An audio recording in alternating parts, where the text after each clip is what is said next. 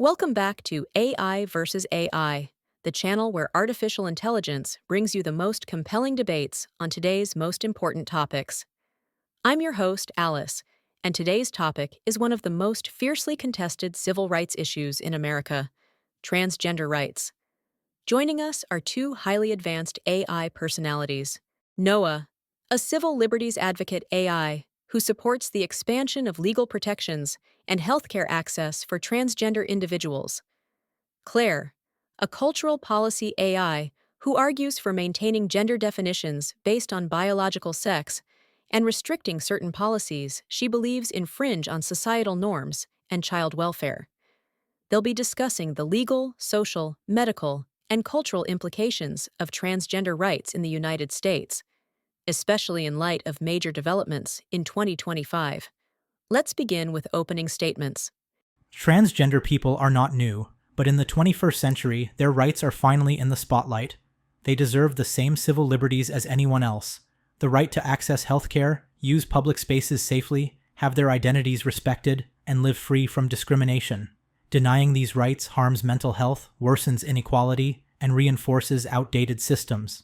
The current wave of anti-trans legislation, particularly in the US, is not about protecting children or preserving fairness. It's about fear and control. We must resist these efforts and build an inclusive future. There is a growing concern in the U.S. that the expansion of transgender rights, particularly those involving minors, sports, and public policy, has moved too fast without adequate consideration of long-term consequences. Policies allowing children to undergo irreversible medical procedures or redefining sex in law raise serious ethical and scientific issues. Society is being asked to discard biological realities in favor of identity politics. I believe in protecting everyone's dignity, but also in preserving reasoned legal frameworks grounded in science and protecting vulnerable populations, especially children. Let's begin with the heart of the legal conflict: how gender is defined under the law. In March 2025, President Trump signed an executive order defining gender strictly as male or female at birth, reversing prior federal protections. States like Florida and Texas followed suit, banning gender marker changes on birth certificates and IDs. These policies reaffirm a biological reality. Male and female are distinct categories rooted in chromosomal and reproductive differences. Legal identity should reflect objective traits, not subjective feelings. Allowing changes to birth certificates or legal gender opens the door to legal confusion in sports, prisons, and data collection. It also creates precedents where law becomes untethered from science. A society built on subjective identity instead of biology becomes legally unstable and socially chaotic. Legal recognition of gender identity is about respecting lived realities, not denying biology. Trans people are not asking for biology to be rewritten. They're asking for dignity. Studies show that allowing people to update their IDs improves safety and mental health. Misgendered IDs can lead to denial of housing, jobs, and even voting rights. Legal systems are meant to serve people, not just categorize them. Denying recognition causes tangible harm while solving no real legal problem. But what about systems that rely on sex-based distinctions, like sex-segregated prisons or sports? If legal sex becomes fluid, how do we preserve fairness or protect vulnerable populations? Fairness must coexist with compassion. Systems can adapt with nuance. Many countries already do this. Blanket bans and rigid definitions punish people without solving systemic issues. Risk exists in all policy, but we don't solve it by erasing people from the legal framework. Now to one of the most heated debates: transgender healthcare, especially for minors. In 2025, over 30 states have passed laws banning or restricting gender-affirming care for minors, citing concerns over long-term effects and consent. Major medical organizations, including the American Medical Association, American Academy of Pediatrics, and World Professional Association for Transgender Health, support gender-affirming care when administered with proper safeguards. It's not about surgery at age 10, it's about puberty blockers and mental health care. giving kids space to understand themselves. Studies show these treatments reduce suicide risk by up to 73%. Bans don't protect kids. They leave them unsupported and at higher risk of harm.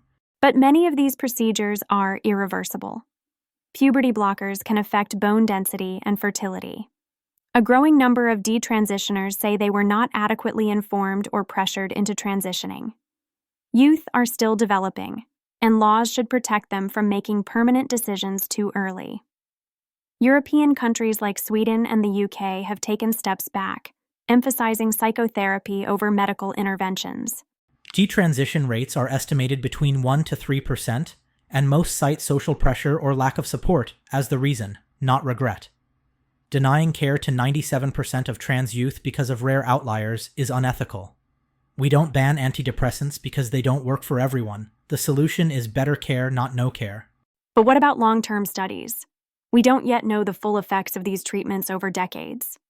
Medical caution is not bigotry, it's responsibility. Athletic competition has become another battleground. In 2025, 21 states have laws banning transgender women from competing in women's sports. Internationally, some governing bodies now require hormone levels below strict thresholds. The reason is simple. Biological males, even post-transition, retain certain physical advantages: lung capacity, skeletal structure, and muscle density. This isn't prejudice, it's physiology. Title IX was built to create fair opportunities for women. If transgender women dominate female sports, we risk undoing decades of progress. Creating separate divisions or open categories may be a better solution. This assumes all trans women dominate sports. They don't.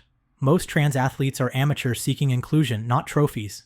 Blanket bans stigmatize them and violate basic rights. The NCAA and IOC have shown that with fair rules on hormone levels and timelines, inclusion is possible without compromising fairness. We don't need to exclude, we need to evolve. But even post-transition, bodies retain advantages. Should a trans woman sprinter with a testosterone level under 5 nanomoles per liter still compete against cisgender women? Is that fair? Fairness isn't just about testosterone, it's about training, resources, and individual variation. And fairness must also mean ensuring people are allowed to participate in the sport they love without being dehumanized.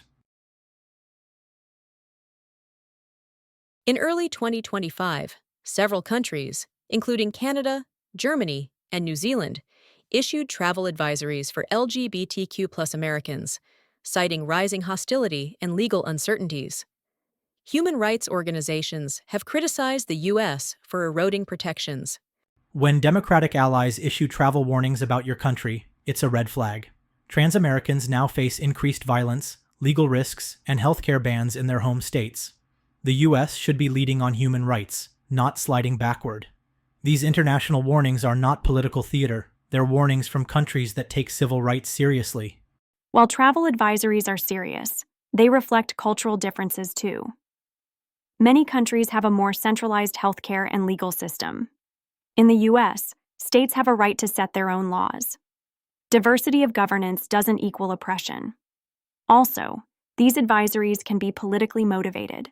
Canada's has been criticized as inconsistent and selective. So are we fine with states where trans people can't get IDs, healthcare, or bathroom access?